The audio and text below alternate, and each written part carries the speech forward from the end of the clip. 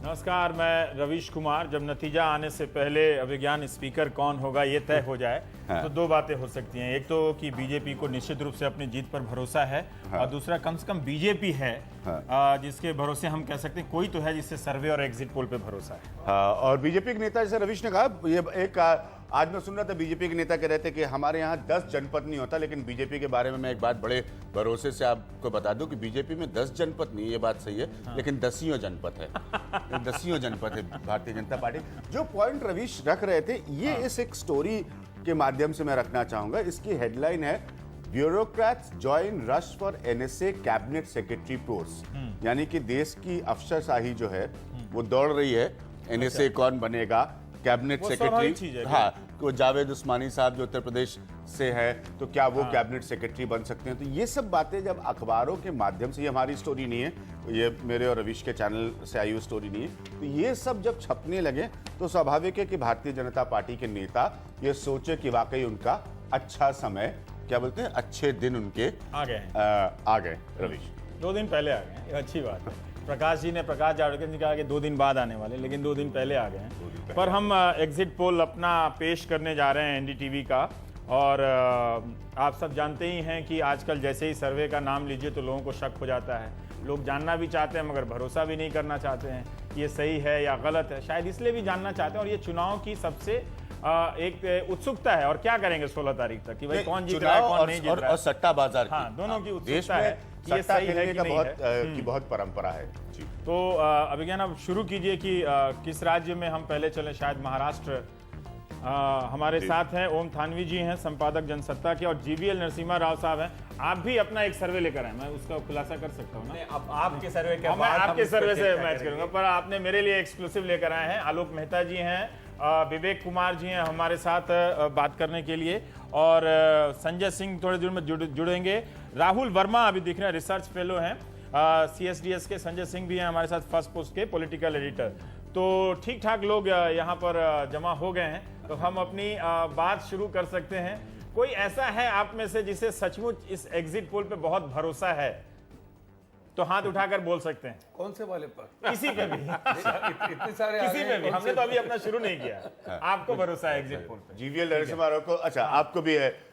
राहुल, इस exit poll का मतदाता पे कोई असर नहीं होने वाला है, ये बिल्कुल नहीं होनी, अच्छी बात है। बिल्कुल अभी कोई वोट नहीं पड़ने वाली है, इसीलिए हम जल्दी दिखा रहे हैं। बाजार पर होगा, सेंसेक्स पे होगा। बाजार सेंसेक्स देखिए, अगर वहाँ इतने महारथी लोग होते तो बाजार कभी गिरता ही नहीं। तो मुझे पूरा भरोसा है कि वहां पे काफी समझदार लोग हैं। सिर्फ उनकी समझदारी तब नहीं दिखती है जब वो बाजार गिरता है तो भागे भागे वो 7 RCR जाते हैं, हे वित्त मंत्री जी, हे प्रधानमंत्री जी, बचाओ, कुछ इंसेंटिव दे दो। तो ये हमारे IIM पास और विदेशी संस्थाओं से पढ़े मैनेजरों का हाल है। तो वो खुश हैं। तो अभिज्ञान अब बढ़ा जाए। आंकड़ों की तस्वीर पर हम बढ़ते हैं। हमेशा की तरह मैं आपको बता दूं, जो गंभीर बात है कि बहुत तेजी से आंकड़े आते हैं, और हम लगातार कोशिश करेंगे आपको उनको बारीकी से समझाने की। हर राज्य पर हम पूरी तरह से चर्चा तो नहीं कर पाते, लेकिन जो अहम राज्य है हम उन पर जरूर चर्चा करने की कोशिश करेंगे। ये बहुत बड़ा हमारा सैंपल साइज है, और इसीलिए हम कोशिश करते हैं। अमूमन मैं आपको तजुर्बे से बता सकता हूं कि जितना बड़ा सैंपल साइज होता है, इस काम में ये माना जाता है, जीवीएल भी उसको एंडोर्स करेंगे, कि उससे ज़्यादा आपको सटीकता, एक्यूरेसी जो है वो हासिल होती है। हमेशा हम इस बात में यकीन रखते हैं कि हम अपना वक्त लें, लेकिन जल्दीबाजी में और हड़बड़ाहट में एक आपसे ही सवाल कर लेते हैं कि क्या ऐसा भी होता है कि नतीजे में भले 10, 15, 20, 25 सीटों के या 30% सीटों की कमी की बात कही जाती है, लेकिन ट्रेंड भी गलत हो जाता है क्या? अगर आप जिसे जीतते हुए दिखा रहे हैं, क्या वो भी बदल जाता है? कई बार तो बदला है, लेकिन हाल फिलहाल के दिनों ऐसा अमूमन कभी नहीं होता है। आप देखिए, कहीं यदि मामला वो 2 पार्टियों के बीच बहुत ही कड़ा संघर्ष है, आप देखिए दोनों हार और जीत 2% वोटों में, 1% वोटों में जब कन्वर्ट होता है, तब सर्वे पर भरोसा कम किया जा सकता है। तब हमें एक्चुअली केयरफुल रहना पड़ता है। पर 2004 से लेकर 2014 के बीच में ऐसा क्या हुआ कि आपको सर्वे पे ज्यादा भरोसा है? नहीं, क्योंकि इस बार मैं कहूं आपको, इस बार सर्वेज में वो मैं कर रहा हूँ इसलिए वजह से तो नहीं, मेरे और अभिज्ञान की वजह नहीं, से। आपने पहले जो संख्या दिया था बिल्कुल सटीक दिया था, एक कारण ये है। दूसरा, इस बार आप देखेंगे तो पूरे देश भर में लोकसभा चुनाव है। अब 2004 का चुनाव देखें, खासकर वो हर एक स्टेट में वोट अलग अलग लोकल स्टेट लेवल फैक्टर्स के कारण लोग वोट किए थे, ठीक है। और एक नेशनल रिजल्ट जो था उसका मात्र एक एग्रीगेट था। हमारे लेकिन इस बार एक नेशनल मूड है। ग्राफिक्स अभिज्ञान, अगर हम आप कोशिश इजाजत करें, दें तो मैं मैं राहुल वर्मा से इसी पे एक सवाल पूछूं। हाँ, कि जरूर राहुल, पूछिए। अगर शुरू में ही राहुल वर्मा रिसर्च फेलो हैं CSDS के, अगर शुरू में ही आप हमारे दर्शकों को बता सकें कि वो क्या खतरे रहते हैं जो एग्जिट पोल के एनालिसिस करते समय हमें दर्शक को ध्यान में रखना चाहिए, और वो कौन सी ऐसी बातें हैं कि जिसे थोड़ा सा काट छाट के उन्हें देखना चाहिए या भरोसे के साथ देखना चाहिए। 2-3 पॉइंट अगर आप बता दें आप अपने अनुभव से, तो थोड़ी हम गाड़ी आगे बढ़ाने में मदद मिलेगी। ठीक है, पहली बात, सर्वे रिसर्च या जो पोल्स होते हैं वो वोट के मामले में ज्यादा बेहतर होते हैं। सर्वे रिसर्च का काम वोट एस्टिमेट, सर्वे रिसर्च का काम वोट देने के बाद खत्म हो जाता है। वो अनुमान बताते हैं कि मान लीजिए हम उत्तर प्रदेश का अगर उदाहरण लें कि भाजपा को 30 मिलेगा, बसपा को 25 मिलेगा या सपा को 22 मिलेगा, जो भी आप बोलते हैं नंबर, सर्वे रिसर्च का काम वहां पे खत्म हो जाता है। इसके बाद जो स्टैटिस्टिशियन होते हैं वो इन नंबर्स को लेकर मॉडल करते हैं कि कितने सीटें आएंगी। तो जहां वोट बताया जाता है वो भी एक अनुमान होता है, प्रोबेबिलिस्टिक एस्टिमेट होता है, उसके साथ एक मार्जिन ऑफ एरर एसोसिएट होता है। तो मान लीजिए अगर हम कहते हैं कि यूपी में बसपा को 25% वोट मिल रहे हैं, और अगर मार्जिन ऑफ एरर 28 है, मार्जिन ऑफ एरर 3 है, तो बसपा को 22 भी मिल सकते हैं और 28 भी मिल सकते हैं। इसीलिए आप देखेंगे कि काफी ढेर सारे जो सर्वे रिसर्च के लोग होते हैं वो हमेशा जब अपना सीट का फोरकास्ट करते हैं तो एक बैंड देते हैं, एक कॉन्फिडेंस लेकिन इंटरवल कहा राहुल, जाता ये है। मार्जिन ऑफ एरर आप तय कैसे करते हैं? आप खुद से जोड़ देते हैं कि चलो आज दिल किया 5% देते हैं, ऐसा तो नहीं है? मार्जिन ऑफ एरर स्टैटिस्टिकली उसे निकाला जा सकता अच्छा। है, और वो हमेशा सैंपल के साथ होता है। तो जितना छोटा सैंपल होता है उतना ज्यादा मार्जिन ऑफ एरर होता है। अगर राहुल, मैं बहुत बारीकी के पॉइंट्स राहुल रवीश को एक्सप्लेन कर रहे थे। हम बढ़ते हैं, जैसे मैंने कहा, अगले 3 घंटे में बहुत सारी जानकारी होगी जो हम आपके सामने रखेंगे। अब आप देखिए जो कुल मतदान हुआ है, जरा इसको देखिए, बहुत बड़ा है। यह हमारी प्रजातंत्रीय व्यवस्था को एक सलाम है। अब आप देखिए कि 2009 में 58.2%, 2014 में 66.4% और 8.2% की बढ़त। पुरुषों की जो बढ़त है वो 7% की है, और महिलाओं की जो बढ़त है उससे 2.5% ज्यादा, 9.5% की है। यह बहुत ही अच्छा संकेत है कि इसकी सरकार आए नहीं आए, लेकिन प्रजातंत्र के लिए बहुत अच्छा संकेत है। 18 साल से ऊपर, ये आप सबको पता है कि नौजवान वोटर की 10 करोड़ से ज्यादा चुनाव आयोग के हिसाब से संख्या थी, ये 61.3% है। अब आप इसको समझिए, बड़े बड़े जानकार लोग इसका आकलन करेंगे। 18 वर्ष से ज्यादा की 61.3%। और अब जो एक और बड़ी बात है, ये एक बड़े मुद्दे के तौर पर निकला है, इसमें आप बदलाव देखिए। सेंसेक्स के मुताबिक जो वोट प्रतिशत निकला है 61.3% का, उसमें अगर आप बारीकी से देखिए, तमिलनाडु में सबसे ज्यादा वोटर लिस्ट में गड़बड़ी पाई गई, 80% से ज्यादा, आंध्र में 74% से ज्यादा, कर्नाटका में, यह अनुपात के हिसाब से, औसत के हिसाब से, इसको एब्सोल्यूट परसेंटेज में, सीधे प्रतिशत में नहीं समझिएगा। 80% गड़बड़ी वोटर लिस्ट में। जी, तो जो टर्नआउट हुआ है तो उसके अनुपात में, उसको मैं थोड़ा बाद में एक्सप्लेन करने की कोशिश करूंगा। पश्चिम बंगाल में जो है ये 68% से ज़्यादा है, जबकि आप 2009 में ये गड़बड़ी कम थी। ये पश्चिम बंगाल में जो है ये 59% था, और हरियाणा में ये 49% थी। तो इसको हम एक्सप्लेन करेंगे, लेकिन जो आपके सामने 61.3% का मतदान है उसके अनुपात में देखने की जरूरत है। हम सीधे चलते हैं आंध्र प्रदेश के अपने आंकड़ों पर। सबसे पहला आंकड़ा जो आज हमारी एग्जिट पोल में आ रहा है, अब आप इसको देखिए। आंध्र प्रदेश में टीडीपी जो कि 15 साल बाद एक तरह से इस बड़ी सियासत में वापस अपना कदम रख रही है, 13 सीटों का उसका पूर्वानुमान है। 2009 के मुकाबले 9 सीटों का उसको फायदा है। जगन रेड्डी की पार्टी वाईएसआर कांग्रेस 12 सीटें इसके लिए, इसको 12 सीटों का फायदा है। पहली बार की यह पार्टी है। और कांग्रेस जो सबसे बेहतर स्टेट था कांग्रेस के लिए 2009 के इलेक्शन में, कांग्रेस के लिए 21 सीटों का नुकसान मैं पहले भी कह चुका हूं। इसका मतलब रवि साफ हुआ कि कांग्रेस का जो कैलकुलेशन था इस स्टेट को स्प्लिट करने का उनके कार्यकाल में, दिग्विजय सिंह उनके- प्रभारी बनते ही उन्होंने जीरो का इंतजाम कर जी, दिया। दिग्विजय सिंह बहुत चीजों के प्रभारी हैं आजकल जीवन में। तो आंध्र के प्रभार का कैलकुलेशन दिग्विजय सिंह का शुक्रिया अदा करना चाहिए तो कांग्रेस ये को, आंध्र इस की चुनने का तस्वीर इंतजाम किया होगा। है। जगन रेड्डी 12 सीटों का असर वहां पर डाल रहे हैं।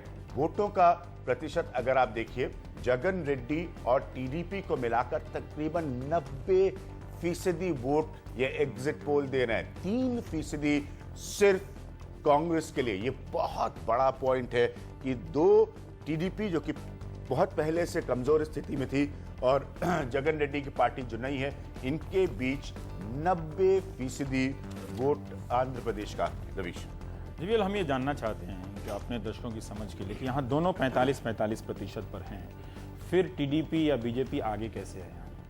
देखिए, ज्यादा दोनों का आपने लगभग संख्या भी सेम दिया है, 13 और 12। आप देखें आंध्र में प्रांत के हिसाब से आप देखें, कुछ प्रांत ऐसे हैं coastal Andhra, north coastal Andhra. मैं एक विशेष के रूप में आपको बता रहा हूं, न कि एक टीडीपी के अलायंस पार्टनर के तरह। प्लीज, ठीक है, अपने मन से जो अच्छा लगे वो बताइए। ठीक है, वो बाद में फिर आपको बीएसपी का समर्थक बता देंगे।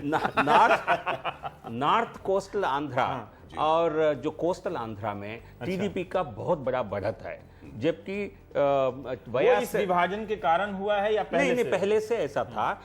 इस विभाजन के कारण जो कांग्रेस 45% वोट लेके आती थी, 2009 में कांग्रेस को लगभग 45% वोट मिला सही था बात है। सीमांध्र कांग्रेस का में। best वहां performing state था आंध्र वहां प्रदेश। से गिर के 3% पर पहुंचना आपको समझ दो आता है पार्टियों के बीच 90%। कितना गुस्सा है लोगों में। आलोक मेहता, मैं बहुत जल्दी से एक कमेंट आपसे चाहूंगा। कांग्रेस का गलत गणित, मिस कैलकुलेशन आंध्र को लेकर। अभिज्ञान जी, आपको याद होगा सबसे पहले नरसिंह राव का पतन वहां पर हुआ था और मनमोहन सिंह जी नरसिंह राव के साथ ही रहे हैं। उनसे बहुत सारा ज्ञान उन्होंने सीखा आर्थिक नीति के लिए, लेकिन इस मामले में सरकार और पार्टी फेल हो गई कि उन्होंने अंतिम क्षणों तक फैसला किया। नरसिंह राव इसीलिए हटाए गए थे कि आंध्रा में तेलंगाना आंदोलन की वजह से उन्होंने पद से हटना पड़ा था, मुख्यमंत्री पद से, और दिल्ली वो आए थे बिस्तर लेकर के। मैं तब उस समय उनसे मिला था। तो आज मुझे लगता है कि ये सिद्ध हो गया कि इस पूरे मामले को कांग्रेस पार्टी इतने सालों के बाद भी, लगभग 40 साल कहना चाहिए, 35 साल, उसमें भी क्या उसको ये संभाल नहीं लटकाने पाई और का देव के खामियाजा फैसले का है नतीजा कांग्रेस उसको के लिए? भुगतना इस पड़ा। मुद्दे को लटकाने का खामियाजा है कांग्रेस के लिए। जी, कांग्रेस का ही खामियाजा इसीलिए कि उसने लटकाए रखा और ये सोचा कि इसमें सबसे ज्यादा हमें फायदा हो जाएगा, तेलंगाना हम बना देंगे, एक इतिहास बना देंगे, जैसे कि छत्तीसगढ़ बना था, झारखंड बना था, तो हम भी इस पुरानी समस्या का हल कर देंगे। पर आलोक जी, लेकिन एक जो चीज लटकाए और हो रखने रहा का है नतीजा कि, है। आलोक जी, जैसे टीडीपी वाजपेयी गवर्नमेंट के समय एक सबसे बड़ी अलाई के रूप में, सहयोगी दल के रूप में उभरी थी, ठीक है जी, लेकिन और कांग्रेस की जब दोनों 2004 या 2009 में सरकार बन रही है, बनी थी यूपीए 1 यूपीए 2, तब आंध्र प्रदेश की एक भूमिका थी। तो पिछले 3 केंद्रीय सरकारों में आंध्र प्रदेश की बहुत बड़ी भूमिका हो रही है। इस बार बीजेपी की सरकार जो बनने की बात कही जा रही है, ये 13 सीट कोई बहुत बड़ी कामयाबी तो नहीं है इनके लिए।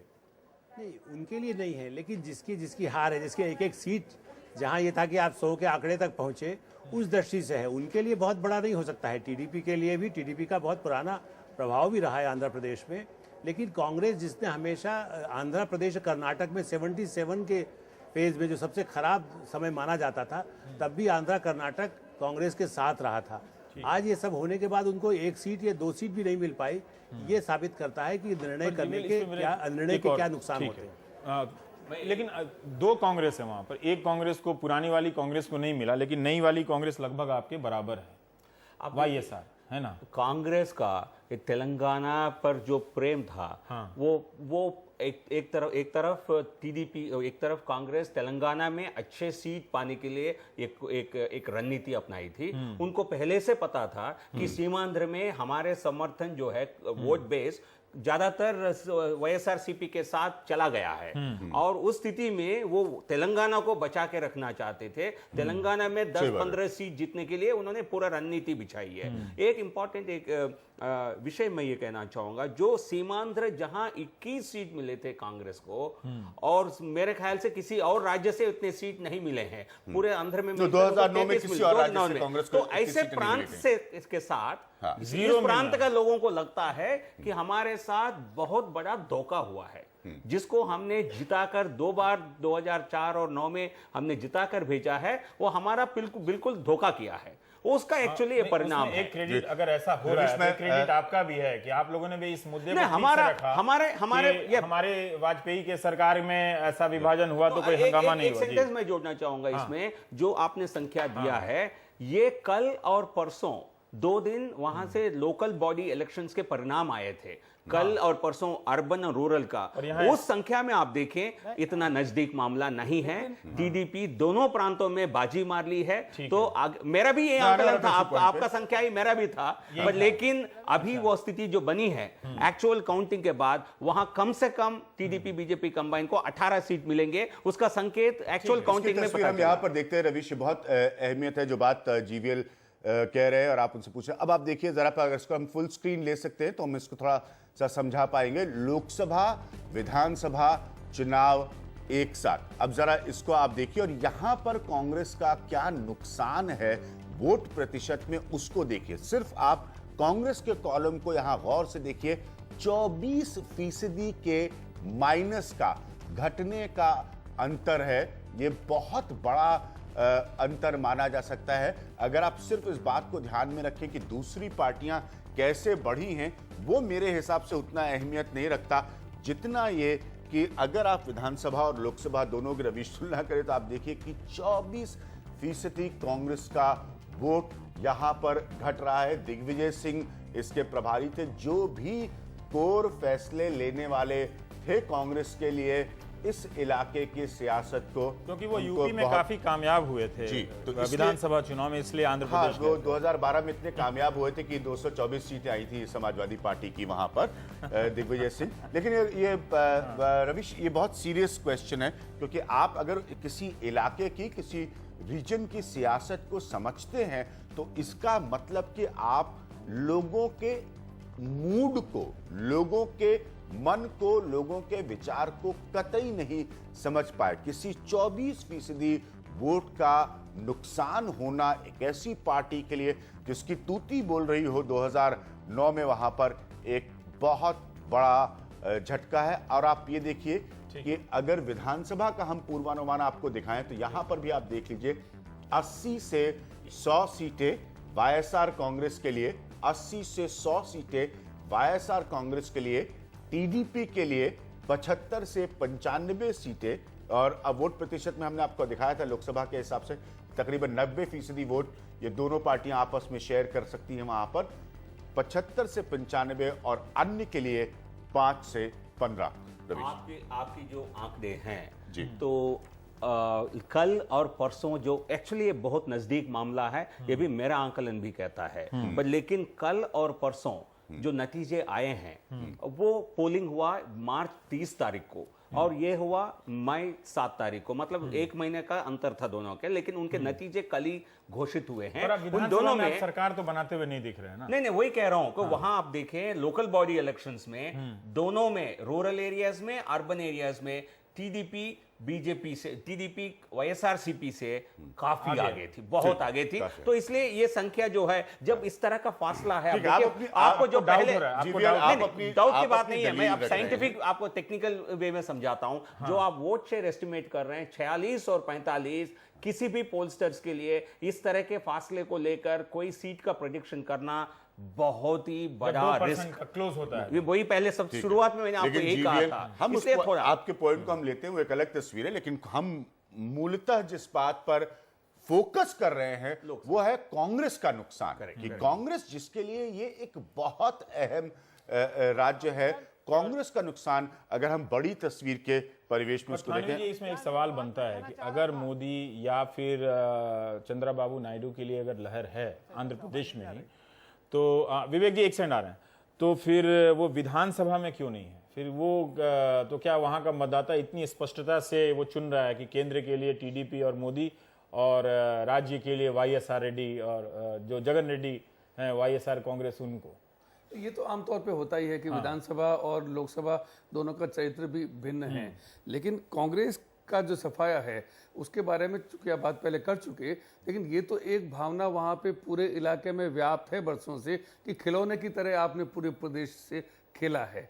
और जो कांग्रेस के बारे में निकम्मेपन की या नकारापन की बात करते रहे, उसका सबसे अच्छा प्रमाण तो खुद आंध्र प्रदेश ही है, जिसके बारे में सरकार कभी तय नहीं कर पाई। अब उसका लाभ कितना वाईएसआर लेते हैं और कितना जो है वो चंद्रबाबू लेते हैं। अब चंद्रबाबू को अगर अब लगे कि केंद्र में एनडीए की सरकार होने के बाद ये 1 या 2% का जो फासला है उसको थोड़ा सा बदल दिया जाएगा, जैसा अभी इन्होंने कहा कि 1 या 2% कोई बहुत बड़ी बात नहीं है, और विधानसभा चुनाव में 1 या 2% को अगर आप कवर अप कर लें तो हो सकता है कि चंद्रबाबू नायडू को उसका बेनिफिट मिलता दिखाई दी। नहीं, जब बराबर वोट शेयर में सीट का अनुमान हो सकता है तो 1-2 के अंतर से क्यों नहीं हो सकता? 45 से 46 का ही तो है। बहुत का अंतर है। हम आपका पॉइंट समझ रहे हैं। विवेक कुमार कुछ कहना चाह रहे थे यहाँ पर, फिर हम एक ब्रेक लेंगे। हाँ विवेक, मैं एक छोटी सी बात कहना चाह रहा था कि वो जो आप लोग एडमिनिस्ट्रेटिव बात कर रहे हैं कि बड़ा देर से बटा, लेकिन भाई जगन के साथ जो व्यवहार किया कांग्रेस ने,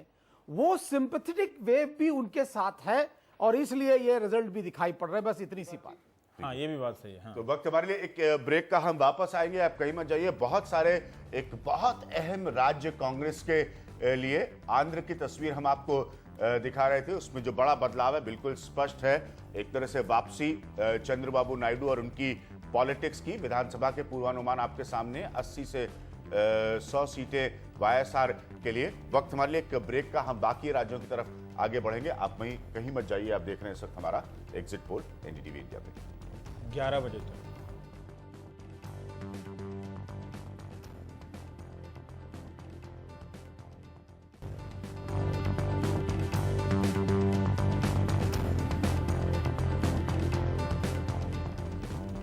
हम ब्रेक से लौट आए हैं। विज्ञान हम बात कर रहे थे आंध्र प्रदेश के बारे में। अब तेलंगाना भी देख लेते हैं कि जहां टीआरएस की क्या स्थिति है हमारे एग्जिट पोल में। ये 11 सीटों का पूर्वानुमान था और 2009 में +9, उसके तुलना में नहीं। और कांग्रेस को उतना ही नुकसान है। टीडीपी को 2 सीटों का फायदा है, एमआईएम को 1 सीटों का फायदा है। ये है तेलंगाना का। तो आप पूरी तस्वीर में जैसा आपको रवीश बता रहे हैं एकदम स्पष्ट है। अब यहाँ पर फिर देखिए आप वोटों का प्रतिशत। अब बदलाव अगर ये अलायंस होता तो तेलंगाना में सरकार बनती। जी, तो अब आप समझ रहे हैं, बिल्कुल सही पॉइंट जो रवीश ने रखा है। तो अब आप देखिए टीआरएस 40%, टीडीपी 23%। थोड़ा बहुत कांग्रेस अपनी स्थिति को होल्ड कर रही है तेलंगाना में 23%। अब इसमें जो बड़ा बदलाव है कि यहाँ वहां पर जगन रेड्डी की वाईएसआर कांग्रेस है, यहाँ पर टीआरएस है। तो इस तरह की 2 नई पार्टियों को एक तरह से आप सोचिए बड़े सियासी खेल में ये कितना कुछ कांग्रेस से इस पूरे इलाके में खींच कर ले जा रही हैं। हालांकि मैं जरूर कहूंगा कि आंध्र के बनिस्बत कांग्रेस की तेलंगाना में सेहत बेहतर है, उतनी खराब और वहां बीजेपी को या टीडीपी को मतों के विभाजन का लाभ मिला है, नहीं तो कहीं गिनती में नहीं अगर देखा जाए तो। टीडीपी के बराबर जो है वो कैसे, ये समझ में नहीं आता। नहीं, सही बात है। ये कांग्रेस 23% तेलंगाना में इस सारे डिबेकल के बाद, इसकी वजह समझ में नहीं आती। इसकी वजह हम लोग पूछने की, जानने की कोशिश करेंगे अपने जानकार आलोक मेहता। तेलंगाना में अगर कांग्रेस, क्योंकि हमको सबको पता है पूरा जो टीआरएस के एपिसोड का बैकग्राउंड रहा है, उनसे रिश्तों में क्या क्या हुआ, तो तेलंगाना में उतना नुकसान नहीं हो रहा है कांग्रेस का जितना कि बाकी के आंध्रा में। आपके हिसाब से क्यों? देखिए, आपको याद होगा जयपाल रेड्डी भी बताते थे कि कैसे वहाँ सोनिया गांधी की मूर्ति तक बन गई। तो तेलंगाना में जिस समय उत्साह दिखा, कांग्रेस के जो पुराने लोग थे, जयपाल रेड्डी जैसे नेता, वो कई लोग इस बारे में लगे हुए थे कि किसी तरह से इसको कांग्रेस को दिखाया जाए कि कांग्रेस की सफलता है। इसलिए वोट परसेंटेज से तो उतना नहीं हुआ, लेकिन फिर भी जो लाभ मिलना चाहिए, जो हम पहले भी बात कर रहे थे। और आप ये देखिए कि आंध्रा के सलाहकार कितने ज़्यादा हैं। संजय बारू की किताब आप पढ़ेंगे तो उसमें शुरू से उनका अपना कैरियर नरसिंह राव से लेकर मनमोहन सिंह तक आंध्रा के इतने एक्सपर्ट सरकार के पास थे। उसके बाद भी जो परिणति हुई है वो कांग्रेस को उसका लाभ सरकार की वजह से, जो मंत्री जयपाल रेड्डी थे, लेकिन जयपाल रेड्डी को कितना किनारे किया गया और जो नेता वहाँ के प्रादेशिक नेता थे उनको कितना किया गया। तो मुझे लगता है कि सबसे ज़्यादा जो अंतर कलह भी कांग्रेस की रही है उसका नुकसान भी कांग्रेस को ही उठाना पड़ा है। सलाहकार और यहाँ पर वो जानकार सब ज्यादा जय थे जयकार कांग्रेस करते के। थे और वहाँ वो मुश्किल में पड़ते थे। और लेकिन इसी देखिए, जो तेलंगाना आपको याद होगा फरवरी के महीने में जो पार्लियामेंट जो सेशन था उसमें कांग्रेस क्या क्या तरीके अपनाए थे तेलंगाना को किसी प्रकार उस बिल को पास करें, और जिस प्रकार की उनको उम्मीद थी, कांग्रेस को लगा कि हम 15 सीट जीत के आएंगे तेलंगाना में, तब हम देश में ऐसे स्थिति में होंगे कि कम से कम हम किसी मोदी सरकार को रोक सकते हैं। इस तरह के उनको कई बड़े बड़े आइडिया थे, पर लेकिन तेलंगाना में 3 सीट आना मेरे विचार से कांग्रेस के लिए इस चुनाव में देश भर में सबसे बड़ी सबसे बेटर एक्सपीरियंस तेलंगाना का होगा। बड़ा फेलियर है कि बड़ा जो राज्य आप बनाए उसी राज्य में आपको कुछ नहीं मिला, और इसका श्रेय आप लेना चाह रहे थे। जिससे तोड़ के बनाए वहां 0 हो गए, जहां बनाए वहां और भी नहीं मिला। पूरा जो सक्सेस है उसको टीआरएस को मिल रही है, जिसको बिल पास करने में टीआरएस का कोई महत्व नहीं था। उनके सिर्फ हमारे नहीं थे।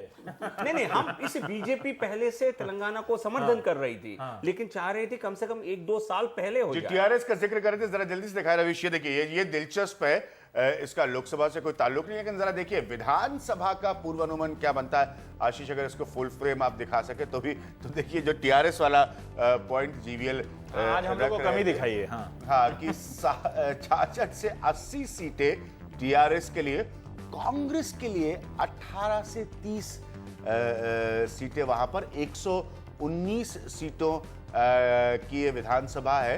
टीडीपी के लिए 8 से 16 सीटें और सरकार बन अन्य रही के है लिए दोनों की मिला के। 8 से टीआरएस की अपनी जी, सरकार बन टीआरएस की अपनी सरकार बन देखिए, रही है। टीआरएस की अपनी सरकार बन रही है वहां पर। इसी देखिए उसमें सारा टीआरएस का तो तेलंगाना मूवमेंट का जनता उसकी श्रेय। जीवीएल, स्थानीय राजनीति का ये एलिमेंट है। यही बात मैं आपके सामने रख रहा था कि बिल, जैसे रवीश ने कहा, कांग्रेस ने पास करवाया, टीआरएस का उसमें लोकसभा की स्थिति में उन आंकड़ों में कोई बहुत बड़ी भूमिका नहीं थी। स्थानीय लेवल पे वाहवाही जो है वो टीआरएस ने, संघर्ष तो जो टीआरएस का ही था ना। हाँ, सारा संघर्ष टीआरएस का था, इसलिए- संघर्ष टीआरएस का था, लेकिन कांग्रेस जो उससे क्रेडिट लेना चाहती थी वो उसको वहां उनके पर लिए लोग शायद जानते मंदिर हैं कि बनाए, कितना लेकिन विलंब उनके किया है, सरकार जो नहीं देरी बना रहे। की है, उसका श्रेय तो ले नहीं सकते। सोनिया अम्मा की मंदिर मंदिर लोगों ने बना दी, लेकिन सरकार ने कांग्रेस को लग गया वो वोट में पर तब्दील होगा, संजय वो सिंह नहीं। हमारे साथ है। संजय, ये तेलंगाना में टीआरएस और वाईएसआर, इन दोनों के, हालांकि अभी बीजेपी इस आत्मविश्वास में है कि उसे अकेले ही संपूर्ण या स्पष्ट बहुमत प्राप्त हो रहा है, लेकिन फिर भी ये दोनों क्या ये संभावित सहयोगी हो सकते हैं क्या, टीआरएस और वाईएसआर? देखिए, दोनों अगर सीबीआई का इस्तेमाल ना किया जाए तो अपने से। ये आपने एक अच्छी बात कही है, लेकिन अभी उनके खिलाफ ऐसे कोई केसेस नहीं, जगन के खिलाफ तो हैं, लेकिन ये संभावना बिल्कुल प्रबल है। कोई भी जब नई सरकार आती है, अगर वहाँ तेलंगाना में टीआरएस की सरकार आएगी तो केंद्र से बहुत सहायता की जरूरत होगी। अगर आप याद कीजिए 2009, तो तेलंगाना में तो ये टीआरएस के अध्यक्ष वहाँ अपने आप को चुनाव पोलिंग के बाद वो वहीं लुधियाना गए थे, जहाँ का वो फेमस वो शॉट था नीतीश कुमार और नरेंद्र मोदी का, वो हाथ उठाने का, और वहाँ वो एनडीए के मंच पे वो खड़े हुए थे। तो ये पहले भी उनके साथ हुआ है और ये संभावना है कि वो साथ में चले जाएं। दूसरी चीज ये है कि कांग्रेस का यहाँ पे जिस तरह का फिगर आ रहा है, ये कांग्रेस के जो देश भर में 2004 और 2009 में ये दोनों मिलाकर के तेलंगाना और सीमांध्र सरकार बनाने में काफी अहम भूमिका थी। तो यहाँ की जो संख्या है वो देश भर में कांग्रेस के डिक्लाइन का एक बहुत बड़ा द्योतक है कि किस तरह का डिक्लाइन हो रहा है। टीआरएस की ये संख्या जो है ये इसलिए बहुत इंपॉर्टेंट है कि generally TRS one agenda party थी कि स्टेट का क्रिएशन, जो चीज़ आप कह रहे थे, स्टेट का क्रिएशन होने के बाद भी वो गुडविल कैरी कर रहा है, शायद इसलिए कि स्टेट अभी बना नहीं है और उसके बाद उन्होंने गवर्नेंस पे डिलीवर अभी नहीं किया है। वो सेंटिमेंट जो स्टेट बनने का वो कैरी हो रहा है, जो टीआरएस के साथ हो रहा है, क्योंकि बहुत सारी जगहों पे ये हुआ था, जैसे उत्तराखंड में हुआ, जैसे छत्तीसगढ़ में हुआ या झारखंड में हुआ, कि स्टेट बनने के बाद वो पार्टियां जो सही में संघर्ष की थी वो पीछे चली गई और कांग्रेस और बीजेपी वहां सामने आ गई थी। वो चीज यहाँ में ऐसा नहीं हो तेलंगाना में अभी ऐसा नहीं हो रहा। ऐसा नहीं हो रहा क्योंकि वहां जेएमएम को सरकार बनने में राहुल कुछ कह रहे थे राहुल वर्मा हमारे साथ हैं, कुछ कहना चाह रहे थे, फिर हम छोटा सा एक ब्रेक ले तीन लें। बातें कहना चाहूंगा रवीश। हाँ। पहली बात ये कि जब 2009 में वाईएसआर की डेथ हुई थी, तो उसके बाद कांग्रेस दो चीजें नहीं करना चाहती थी, कि तेलंगाना ना बने और जगन मोहन रेड्डी मुख्यमंत्री ना बने। 5 साल बाद दोनों चीजें हो गई लगभग। दूसरी बात जो कि बहुत महत्वपूर्ण है, देखिए क्यों कांग्रेस तेलंगाना में रिलेटिवली ठीक कर रही है और सीमांध्रा में बिल्कुल सफाया हो रहा है। सीमांध्रा में 2 फैक्टर काम कर रहे हैं, एक तो गुस्सा है तेलंगाना बनाने का, और दूसरा जो जगन मोहन रेड्डी ने पूरी यात्राएं की, तो जो मोबिलाइजेशन किया कि वाईएसआर को पूरा ड्यू रिस्पेक्ट नहीं दिया, तो 2 फैक्टर्स की वजह से पूरी तरह से डेसिमेट हो रही है कांग्रेस सीमांध्रा में। तेलंगाना में वो अभी भी थोड़ा बचे हुए हैं, 20-25% वोट मिल रहा है, क्योंकि कुछ लोगों को ये लगता है कि कांग्रेस को क्रेडिट जाना चाहिए, उन्होंने अलग राज्य बनाया। और तीसरी महत्वपूर्ण बात, तेलंगाना और सीमांध्रा की डेमोग्राफी बहुत अलग है, ये ध्यान रखने की बात है। तेलंगाना में जो मुस्लिम मतदाताओं, दलित मतदाताओं और आदिवासियों की संख्या थोड़ा ज्यादा है, और उनके बीच में कांग्रेस ट्रेडिशनली हमेशा अच्छा करते आई है। ये 3 फैक्टर्स हैं। पर इसमें एक और फैक्टर निकल के आ रहा है राहुल, हम ब्रेक से लौटेंगे तो बात करेंगे। जैसे बिहार में लालू के उभरने की बात है, जगन रेड्डी का, इन दोनों पे मुकदमा है ना, और ये लोग चुनाव में हैं, तो इन 2 नेताओं के लिए क्या भ्रष्टाचार का मुद्दा या आरोपों का मुद्दा गायब हो गया उसी चुनाव में, जब भारत काफी नए नए सवालों को लेकर तरोताजा हो रहा है? छोटे से ब्रेक के बाद आ रहे हैं।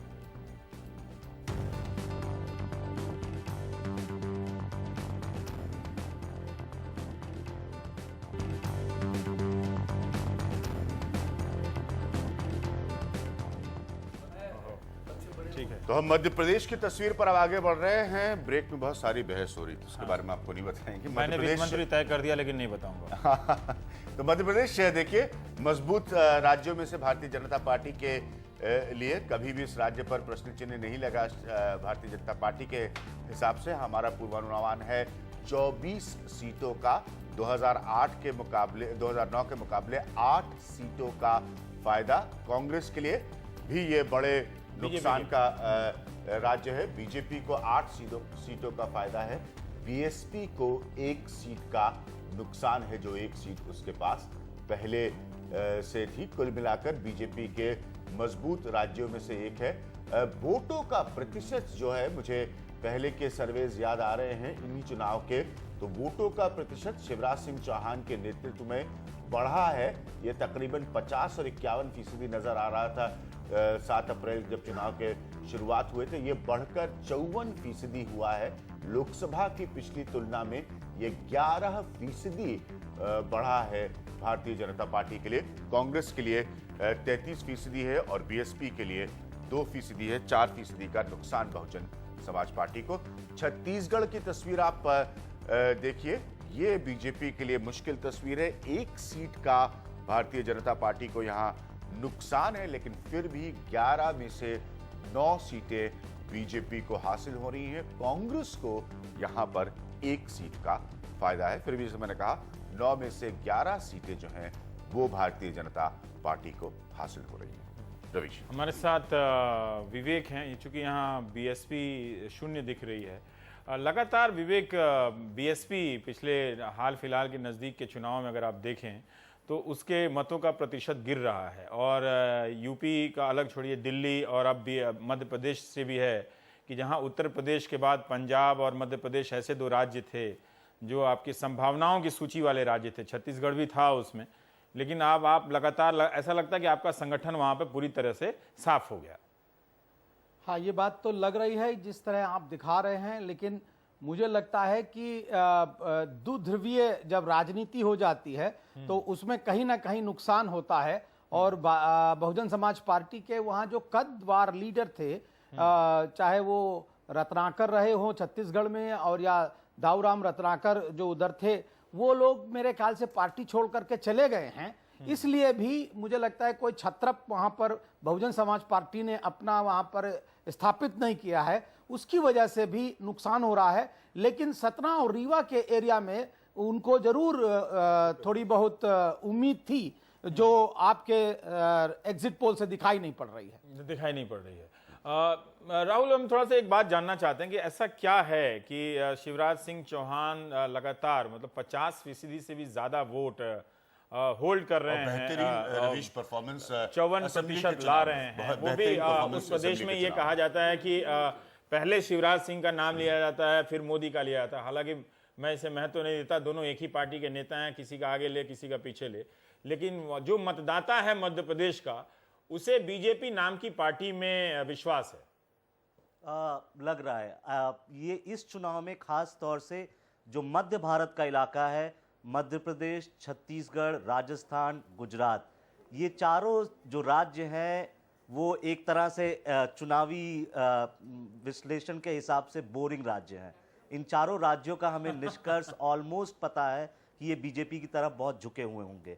ये चारों राज्य, यहाँ पे सिर्फ 2 पार्टियां लड़ती हैं। कांग्रेस के खिलाफ राजस्थान में डबल एंटी इनकम्बेंसी चलेगी। मध्य प्रदेश में पिछले 10 सालों से भाजपा की सरकार को लोगों ने सराहा भी है। सराहा का मतलब ये है कि जहाँ पे चुनाव ना, विधानसभा का चुनाव 4-6 महीने पहले लोकसभा के होता है, वहाँ हनीमून पीरियड चलता है। ये एक टर्म कुछ इलेक्शन एनालिसिस में यूज किया जाता है कि राजस्थान और मध्य प्रदेश दोनों जगह भाजपा ज्यादा अच्छा करेगी और पिछली बार से भी ज्यादा अच्छा करेगी। ये 2003 और 4 में भी हुआ था, जब 4 के चुनाव में राहुल एक इंपॉर्टेंट पॉइंट है यहाँ पर। आपको नहीं लगता कि सबसे बड़ा आकलन यहाँ पर मध्य प्रदेश के हिसाब से कांग्रेस के लिए निकल कर आता है कि कांग्रेस जो है ये 10 सालों से मध्य प्रदेश में नेता ही ढूंढ रही है, कांग्रेस पार्टी, और इसके जितने भी मध्य प्रदेश के नेता हैं वो सबसे कम समय मध्य प्रदेश को देते हैं और पूरा समय दिल्ली को देते हैं। उत्तर प्रदेश को ज्यादा आंध्र प्रदेश और उत्तर प्रदेश को ज्यादा। ये एक बहुत सीरियस पॉइंट है। तो एक तरह से जो गुजरात में नरेंद्र मोदी के साथ हुआ, तकरीबन वैसा मुझे शिवराज के साथ होता नजर आ रहा है कि एक तरफ शिवराज सिंह चौहान का कद है, दूसरी तरफ सामने कोई नेता ही नहीं नजर आता मध्य प्रदेश में। नहीं, कद तो है। ज्योतिरादित्य सिंधिया को इस समय वो सरकार में मंत्री हैं 5-6 सालों से, पर इन कांग्रेस जिन नेताओं को प्रदेश अध्यक्ष बनाती है, जिन्हें संगठन की जिम्मेवारी देती है, उन्हें प्रदेश स्तर की राजनीति का कोई पुराना अनुभव नहीं होता है। ये उन्होंने मध्य प्रदेश में करा, ये उन्होंने हरियाणा में करा, ये उन्होंने राजस्थान में करा, जो अभी उन्होंने प्रदेश अध्यक्षों को चुना। जब लोग विधायक ही नहीं बनेंगे, प्रदेश स्तर पे मंत्री नहीं बनेंगे, उन्हें प्रदेश की राजनीति का तो उतना ज्ञान ही और अनुभव ही नहीं होगा। अब देखिए, एक्चुअली मध्य प्रदेश में 3 सवाल है एक सेंटेंस में 4 फैक्टर काम कर रहे हैं मध्य प्रदेश में। एक वहां एक मोदी जी का लहर पूरे देश भर में है, वो मध्य प्रदेश में भी चल रहा है। एक शिवराज जी के पक्ष में जो माहौल है, जो एक्चुअली हनीमून पीरियड उनका 4 महीने से नहीं चल रहा है, 6 साल से चल रहा है, कूलर भी चल रहा है, 6 साल से चल रहा है। वो जमीनी नेता है, जिस तरह उन जनता के साथ उनका लगाव है, जुड़े हुए हैं, उनको अनसीट करना संभावना कोई आगे बहुत दूर दूर तक नहीं दिखता है। तीसरा कांग्रेस के खिलाफ जो लहर है पूरे देश भर में, कांग्रेस वहां भी खत्म हो चुकी है। तीसरा नहीं, सबसे बड़ा वो नहीं है। चौथा, दिग्विजय सिंह को लेकर जो नाराजगी है लोगों में, उनके मुख्यमंत्री पद छोड़ने के 11 साल के बाद, 11 साल के बाद ही चलता है। हमारे बिहार से गए हैं प्रभात झा, आप जो अपनी तरफ से एक्सपोर्ट किया है आपको, लेकिन नहीं है, वो भी वहीं के हैं, वो भी मध्य प्रदेश के हैं। एक छोटी सी बात वैसे आपको बता दूं, वो मध्य प्रदेश, क्योंकि आपके नेता अडवाणी ने बयान दिया था एक मंच पर जाके, शिवराज वर्सेस मोदी पर बहस हो गई थी। उसी समय मैं उससे कुछ दिनों पहले मैंने शिवराज सिंह चौहान का एक इंटरव्यू किया था। एक चीज़ आपको बता दूं कि किसी भी सर्वे का अगर आकलन देखें तो जैसे रवीश कह रहे थे कि हालांकि वो महत्वता की बात नहीं है, लेकिन बात यह हकीकत है कि मध्य प्रदेश में मोदी बनिस्बत शिवराज की लोकप्रियता में शिवराज कहीं आलोक जी एक सवाल है कि जो स्थानीय जानकार हैं वो कहते हैं कि बीजेपी ने बहुत सयाने तरीके से ओबीसी नेतृत्व को उभारा है और इस चुनाव में भी टिकट के वितरण में भी इस बात का ध्यान रखा है, जबकि कांग्रेस अभी भी वहां पर सामाजिक समीकरण नहीं बना पाई है। वो तय नहीं कर पाती है कि वो नेता अगड़े जातियों से भेजे तो उसका कोई सामाजिक आधार नहीं है, पिछड़ी जातियों से करने का वो साहस नहीं कर पाती है। क्या बात है कि कांग्रेस फिक्स नहीं कर पाती है? शिवराज जैसे मोदी अपनी पहचान ओबीसी की बताते हैं, शिवराज सिंह चौहान भी आते हैं, लेकिन वो कभी उस पहचान पर राजनीति नहीं करते, लेकिन फिर भी बीजेपी का एक सामाजिक समीकरण वहां काफी दुरुस्त है और मजबूत लगता है।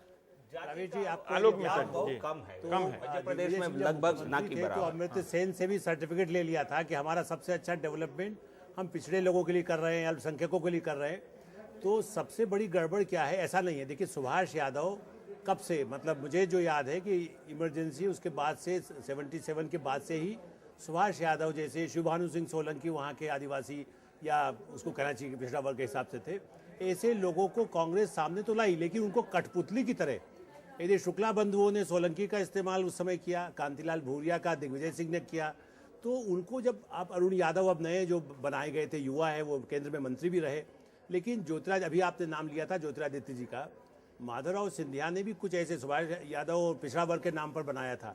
लेकिन जब तक आप उनको पूरा न तो उनको बढ़ने देंगे, और सबसे बड़ी बात जो आपने कही, असली बात यह है कि बीजेपी के लोगों से नाराजगी भी लोगों को थी। शिवराज सिंह से तो लोग पसंद मैं एक और सवाल थे, पूछना स्थानीय चाहता हूं, स्तर पर राजस्थान मंत्रियों जाने के से पहले। भ्रष्टाचार से मैं मध्य प्रदेश आलोक की जी, जनता जी। बड़ी नाराज रही, लेकिन विकल्प कोई नहीं दिया। पर तो कांग्रेस ने आलोक तो जी, पहले क्या से मान अभी करके जो चला। जीवीएल ने कहा कि मध्य प्रदेश में जाति की राजनीति नहीं होती है, ऐसा है क्या? बहुत कम। काफी हद तक पहले था, लेकिन बीच में निश्चित रूप से उसको बढ़ाया गया है। और उसमें जैसे कहें, यूं तो कहा जाए कि जनसंघ का गढ़ रहा था मालवा प्रदेश, मध्य भारत जहाँ से मैं आता हूँ, लेकिन उसके बाद भी जातिगत वीपी सिंह के इस मंडल के बाद धीरे धीरे मध्य प्रदेश, जहाँ पर कोई जाति की बात नहीं होती थी, अब जाति की बात, और जो रही सही थी वो शिवराज सिंह जी को आगे बढ़ाकर, और नरेंद्र मोदी जी ने भी अपनी जाति बता करके उसको और बढ़ा दिया है कि जातिगत समीकरण को राजनीति मध्य होती है, प्रदेश में मध्य उत्तर प्रदेश की कांग्रेस तरह लाने की समस्या कोशिश हो गई। ये रही है कि उसने नेता वहां बनाए, लेकिन उनकी कमान वो लेकर दिल्ली में बैठे हुए थे, इसीलिए बड़ा नेता कोई वहां पर बन नहीं पाया। राजस्थान की तस्वीर, यहां पर भी कांग्रेस ने नेता बनाए और गंवाया। अब आप देखिए, यहां पर 25 में से 21 सीटें भारतीय जनता पार्टी के लिए, 17 सीटों का फायदा भारतीय जनता पार्टी के लिए, 17 सीटों का नुकसान कांग्रेस के लिए। विधानसभा चुनाव में आप सबको पता है कि किस स्तर से हार हुई थी अशोक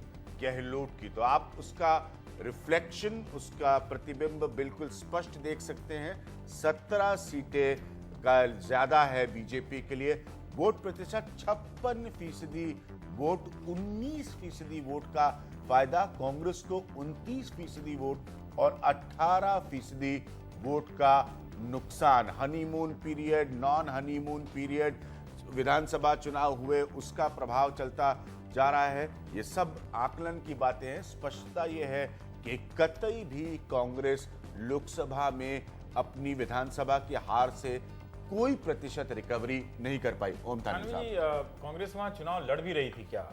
एक और दूसरा ये कि जसवंत सिंह का जब प्रकरण हुआ तो कई लोगों को ये उम्मीद हो गई कि उनके साथ साथ उनकी भी कोई जाति रही होगी, उनके सारे नेता बीजेपी से टूट जाएंगे और कांग्रेस की तरफ जाएंगे और आधार मिलेगा। अगर इतना खराब प्रदर्शन है तो इसका मतलब ये है कि बीजेपी वहां पर सभी समाज, और समाज से मतलब मैं हिंदू, मुस्लिम, अगड़ी पिछड़ी तमाम जातियों का समर्थन उसमें देखता हूँ। मुझे तो लगता है कि थोड़ा सुधार हो गया है स्थिति में। लोग कांग्रेस तो का। कहते थे कि 25 का 25 जो है हाँ। वो भाजपा को मिलने वाली है, और जब हम कहते थे कि 20-21 मिल जाएंगी, 3-4 जो है वो कांग्रेस को, और एक तो जाहिर है कि जो अदर्स में आपने लिखा है वो मेरे ख्याल में जसवंत सिंह की ही सीट होनी चाहिए, और अगर वो जीतते हैं तो ये कोई अपने आप में मामूली बात नहीं होगी 21 सीटों के मुकाबले भाजपा के। पर 4 सीटें जो है वो भी लोग देने को तैयार नहीं थे। लोग कहते थे कि 26 सीटें मध्य प्रदेश में, यहाँ तो 25 में से 25 नहीं तो 24 तो पक्का मान लीजिए। खैर, पर कांग्रेस की स्थिति जो है वो जब सारे देश में उनके दिन खराब हैं, तो राजस्थान में जहाँ पे इतनी शानदार जीत हुई है तो उसके बाद में तो उसको वहाँ पे लाभ मिल कह रहे थे कि उन्होंने अपने समीकरणों को संभाल कर रखा, लेकिन फिर भी जब आप विधानसभा में इतनी बुरी तरह से हारते हैं, उसका प्रभाव तो होगा, ये हम डिनाई नहीं कर सकते। क्या कांग्रेस के पास कोई तरीका था कि उससे हल्की सी भी रिकवरी दिखा सके? 25 से 25 सीटों की आप बात करें, आपके हिसाब से रिकवरी, लेकिन कोई रिकवरी वैन जहां नहीं लड़ते हुए नजर आए कांग्रेस संभव ही नहीं था, बीजेपी के क्योंकि जिन हालात में, जिन कारणों से कांग्रेस की सत्ता वहां से गई, कि देखिए अशोक गहलोत की सरकार कोई बहुत बदनाम सरकार नहीं थी, कोई बहुत घोटाले भी नहीं थे, स्कैंडल भी नहीं थे, लेकिन एक फेसलेस सरकार हो गई थी। उनके पास मंत्री नहीं थे, खैर कई कारण थे, जो भी कारण थे उन कारणों से जिस तरह से सफाया हुआ, तो उनके पास में तत्काल क्या चीज थी जो उनको अचानक इस तरीके से ऐसी वो नहीं स्थिति बदल बना सकती थी। कुछ भी नहीं बदला। जो तो- नुकसान था वो और नुकसान उसके हो अलावा चुका था। जो भाजपा का अपना जो ग्राफ बढ़ा है, जो लहर, वो उसमें जो जुड़ता है। सारा ठीक। जो जिस तरह से प्रचार हुआ है, उस सबका लाभ भी तो आप उसमें जोड़ के देखिए। मैं ब्रेक ले रहे हैं हम यहाँ पर। जाते जाते एक नाम कांग्रेस का आपको बताऊंगा, युवा नेता हैं, आप सब जानते हैं, सचिन पायलट। उनको प्रदेश अध्यक्ष बनाकर भेजा गया था और बहुत सारा रवि उस बात पर जितेंद्र आकलन, सिंह अलवर वाले, जी जितेंद्र सिंह अलवर वाले राहुल गांधी के